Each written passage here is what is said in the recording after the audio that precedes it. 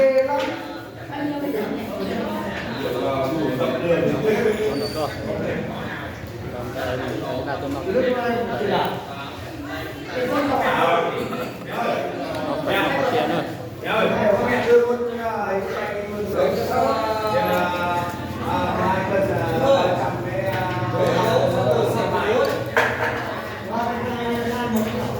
Hai cái này của em. Cái của bà là tiếng Anh cơ mà.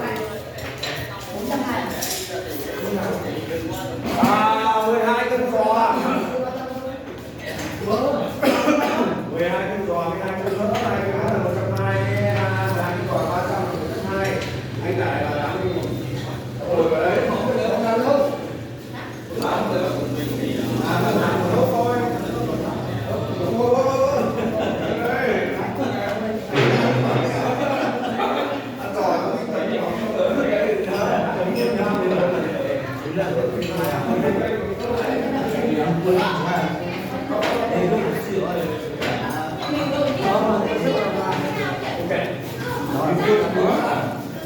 Vào đây, từ từ đã. Anh chờ mình tìm bao, cho bao. Bao cho bà làm. Làm gì mà. Có đang em bao, bao. Làm mất rồi. Thằng kia nó cười quá. Cái cười quá bà. Nói rồi. Chế là cái mỏng mỏng là không? Cứ em ra đây ngồi cùng anh.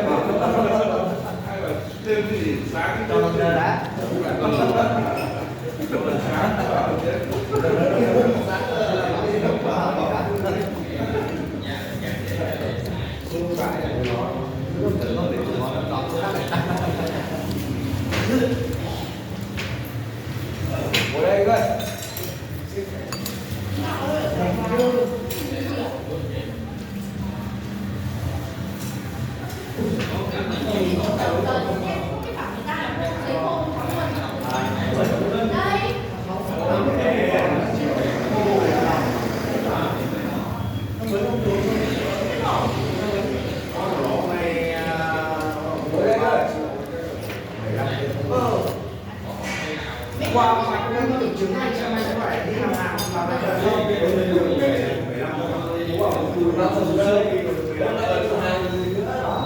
đây thì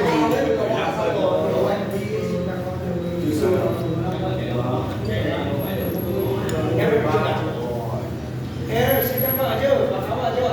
Thì em về ký rồi anh hay cô thấy con kia thì quỷ ở còn cháu ở ta nhớ đấy là mình bây giờ về chúng tôi thì 11 thì ông người ta gặp nhau là gửi lời hoặc có đến đâu có 2 triệu rưỡi cái này đấy hôm nay trả nó có tiền ngồi một tí cho nó làm rồi mình không xin đâu rồi không ăn không ăn đi về là thôi không đâu làm phòng đấy xong kể giờ đi ra không đâu còn dành chưa xong anh lỗi ở về cái người đi chi sao xem qua đúng lần cho về nhà mất tiền đấy